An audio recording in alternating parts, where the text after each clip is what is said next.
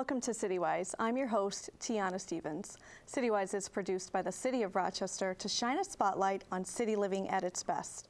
Well, coming soon to an R Center near you, the Wheels Division III basketball team is touring the city to showcase their skills and highlight other inclusive recreation opportunities offered through Rochester Accessible Adventures.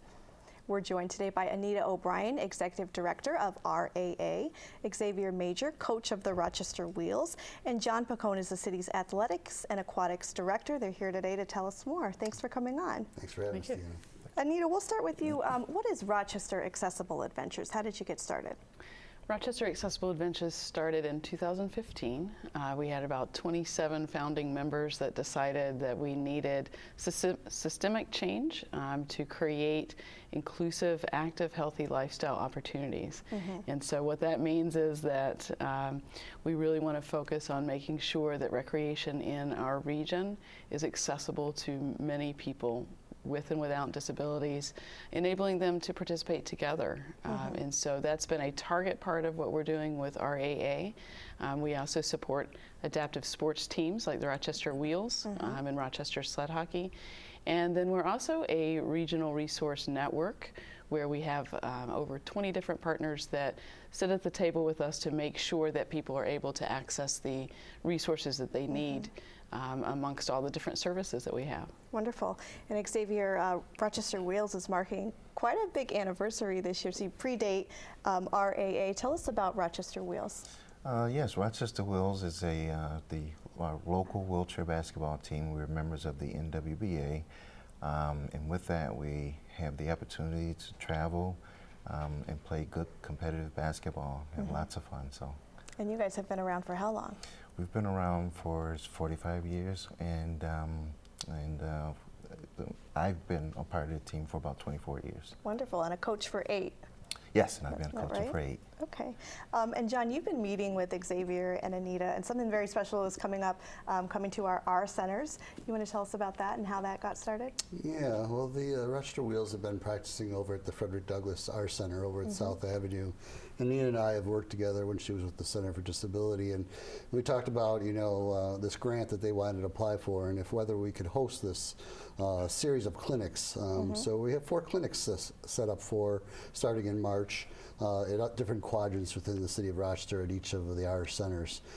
So that's an opportunity for us to kind of showcase our facilities and let people know in the community that there's some inclusive activities and fitness centers that they might be able to take advantage of. So just trying to get the word out and get people to see what it's all about.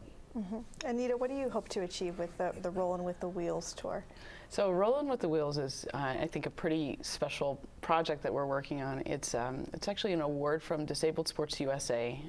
We're a local chapter of that national organization, and they really want to make sure that youth with disabilities learn about all of the opportunities that are available. And a lot of times people don't know those. Maybe something happens, a traumatic incident with an injury, or they're born with a disability, and they just aren't aware of some of these opportunities. And so we wanted to partner with the city to make sure that that kind of outreach is happening. So I think that's one key piece, is that as we are able to provide opportunities in people's local neighborhoods, that we can do a little bit more of that outreach and do a better job of making these wonderful things accessible to them. Xavier, what's going to be happening exactly at these clinics? Well, we'll give participants an opportunity to try some of the sport chairs that we have, and they can see how they operate, feel the difference in just a regular chair versus a competitive basketball chair.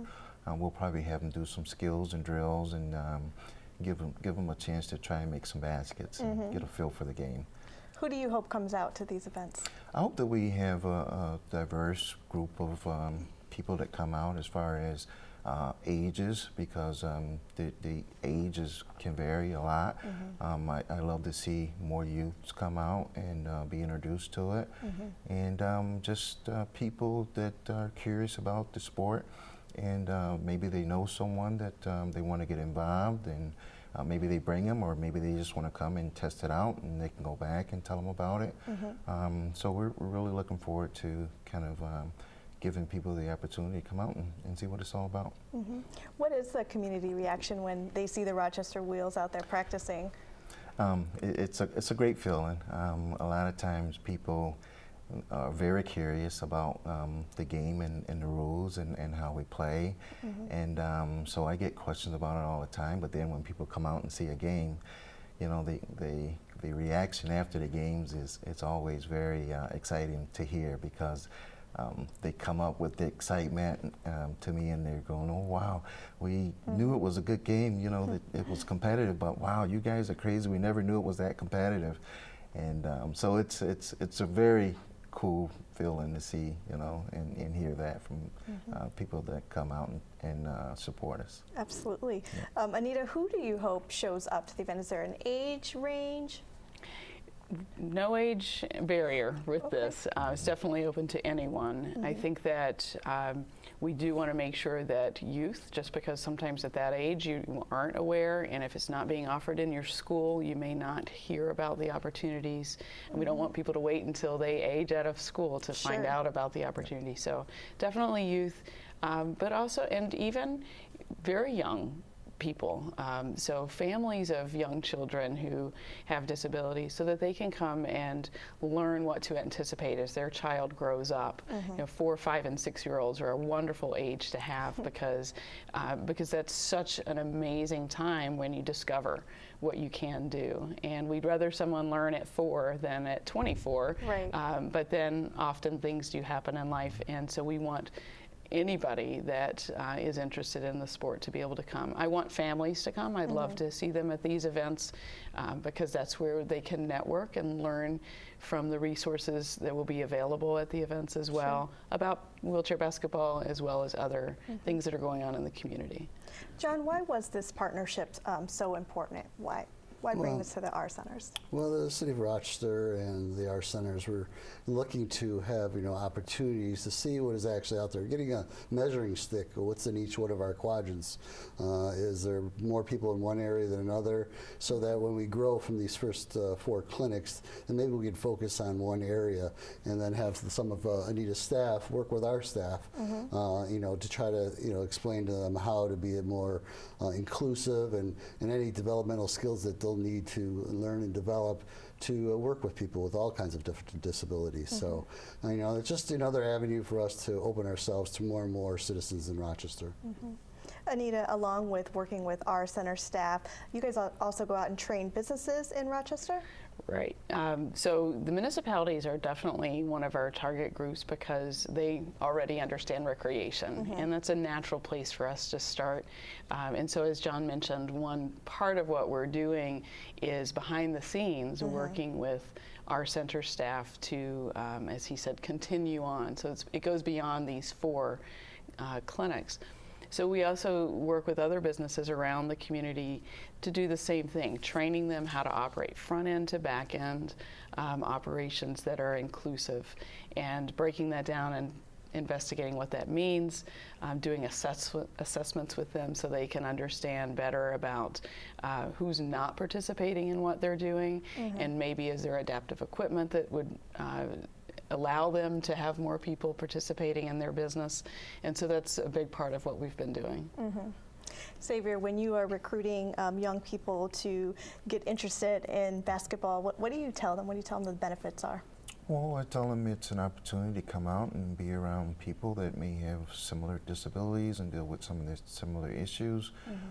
It's an opportunity for them to learn from us and for us to learn from them. It's an opportunity to build friendships. Again, we have opportunities to travel, and you know, we try and do different things that we just spend a lot of time together and just having a lot of fun. So, in what ways have you seen the sport change a young person? A good example is we have had players that come and play with us and really didn't know which direction they were going to go after being injured or just being introduced to the game. And as we've traveled, they've had opportunities to speak with other young people around their ages, with their college coaches that are at some of these tournaments, And we've had quite a few players that have had opportunity to go and play college Division I basketball. That's great. And there's been some that have had opportunities to go and participate in international competitions and the Paralympics. And so it's been very, very rewarding to see that of players to get those kind of opportunities in our program. So. Absolutely. What are some of the other inclusive sports that RAA supports?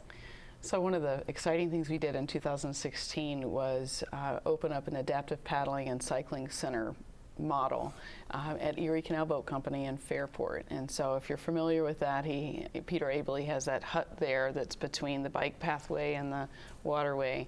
And over the years we've been working on what that would look like if more people could access it. And so we've put a Hoyer lift in there. He now has adaptive equipment for kayakers to be able to use if they need torso support, if they need adaptations for modifications on their grip, and other support systems that we can have with that. And he rents the kayaks, he rents the cycles, and now people with and without disabilities can just get out and go and kayak, and I think what's key with that is now whenever Peter is open at Erie Canal Boat Company, which is I believe 10 to 8 during the summer, 7 days a week, you can go kayaking and cycling. And that's a different model than what's typically been offered. So this is really kind of a revolution in inclusion, because people can go when their schedules permit, when they can plan after work, on weekends, early mornings if they have a later work schedule. And that really fits people's true way of life. Right. And so we're very happy to have this kind of model be working through the community. Another partnership is with Pickled Power. So I don't know if you know, pickleball is the rage of the season, and John, you do know that, I'm sure. So as the rec centers and municipalities are busy painting lines for the pickleball courts, instructors are busy teaching classes so people understand what pickleball is. And Bob Stokes is the owner of Pickled Power, and he approached me about training him to instruct inclusively.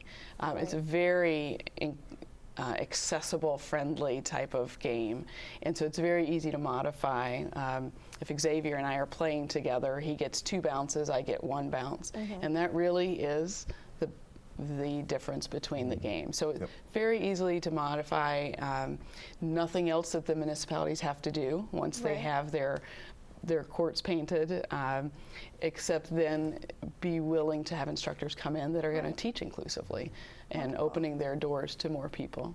Wonderful. Well, thank you all for coming on today. If you'd like more information about Rochester Accessible Adventures and the upcoming Rollin' with the Wheels event and other activities, head to rochesteraccessibleadventures.org or call 585-491-6011.